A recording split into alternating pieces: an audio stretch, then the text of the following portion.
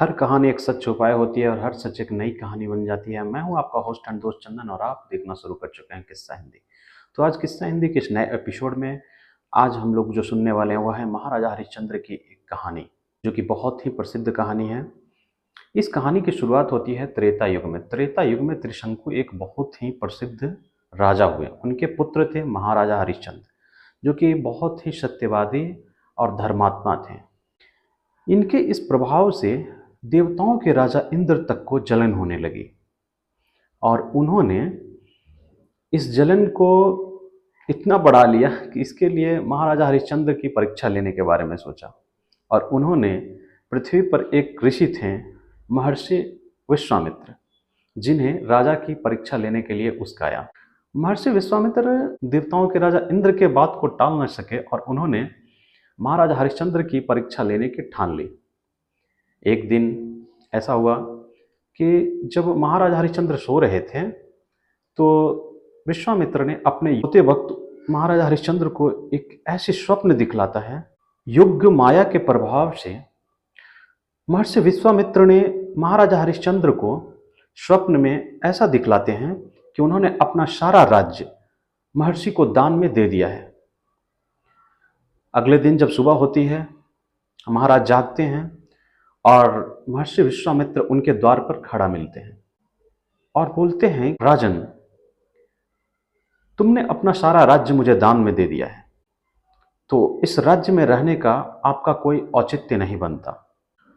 महाराज हरिश्चंद्र ने अपने स्वप्न में किए हुए दान को स्वीकार कर लेते हैं और अपनी पत्नी शैब्या और अपने पुत्र रोहिताशव के साथ अयोध्या से जाने का निर्णय लेते हैं और वो काशी के लिए निकल पड़ते हैं। काशी के लिए ऐसा माना जाता है कि काशी भगवान महादेव के त्रिशूल पर बसा हुआ है, इसलिए पृथ्वी पर रहते हुए भी वह पृथ्वी पर नहीं माना जाता है।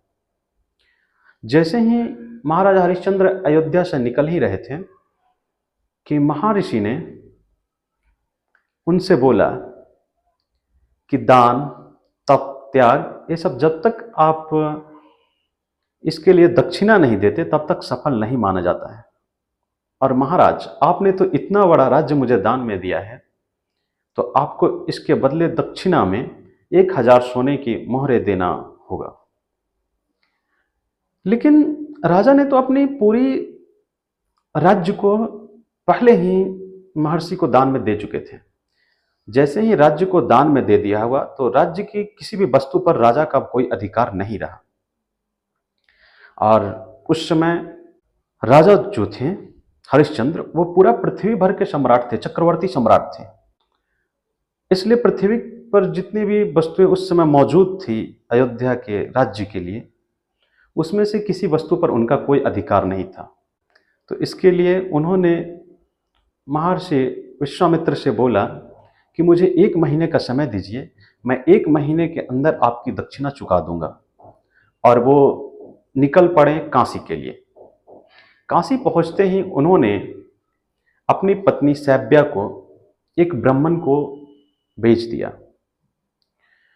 उस समय पुत्र रोहिताशव बहुत छोटे थे, इसलिए ब्राह्मण ने उन्हें अपनी माता के साथ रहने का आज्ञा दे दिया और अपने आप को एक चंडाल के हाथों बेच दिया।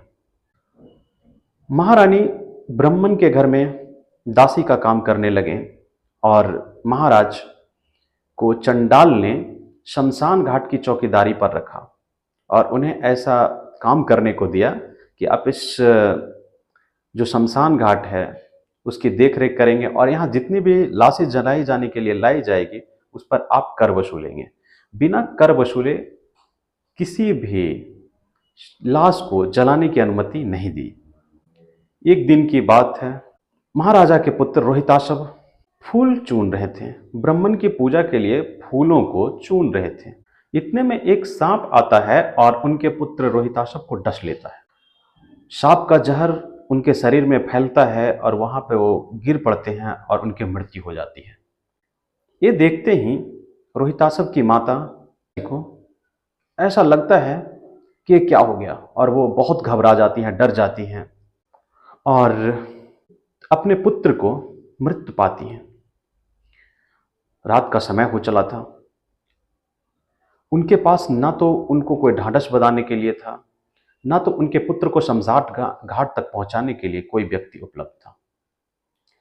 अपने पुत्र को हाथों पर उठाते हुए वो शमशान की ओर निकल पड़ती हैं और शमशान में जैसे ही अपने पुत्र को जलाने का के लिए जा ही रही होती हैं कि उतने में महाराजा हरिश्चंद्र आते हैं और बोलते हैं कि हे देवी, आपको बिना कर दिए हुए इस लाश को शमशान में जलाने की मैं अनुमति नहीं दे सकता।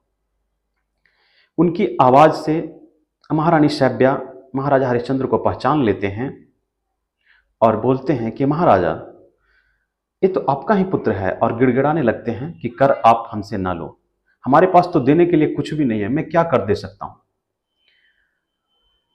पर महाराजा हरिश्चंद्र अपने बात पर अड़े रहते हैं कि नहीं, मेरे मालिक ने मुझे ऐसा कहा है कि बिना कर लिए हुए किसी भी लाश को जलाने की अनुमति नहीं है हमारे मालिक की ओर से। इसलिए वो अपने बात पर अड़े रहते हैं और वो कर मांगते रहते हैं।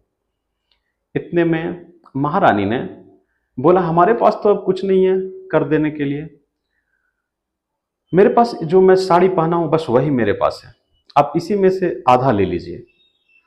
और जैसे ही वो अपनी साड़ी को फाड़ने लगते हैं, इतने में महर्षि विश्वामित्र, भगवान विष्णु और इंद्र स्वयं प्रकट हो जाते हैं और बोलते हैं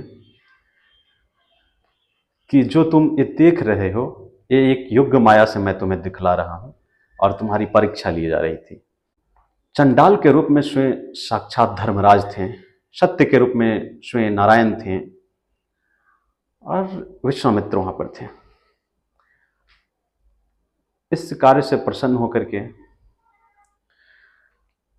सत्य के प्रभाव से महाराजा हरिश्चंद्र के पुत्र रोहिताशव को जिंदा कर देते हैं और महाराजा हरिश्चंद्र और शैब्या जो उनकी पत्नी थी और उनके साथ श्रीधाम को पधार जाते हैं और महर्षि विश्वामित्र ने उनके पुत्र रोहिताशव को अयोध्या का राजा बना देते हैं फिर से।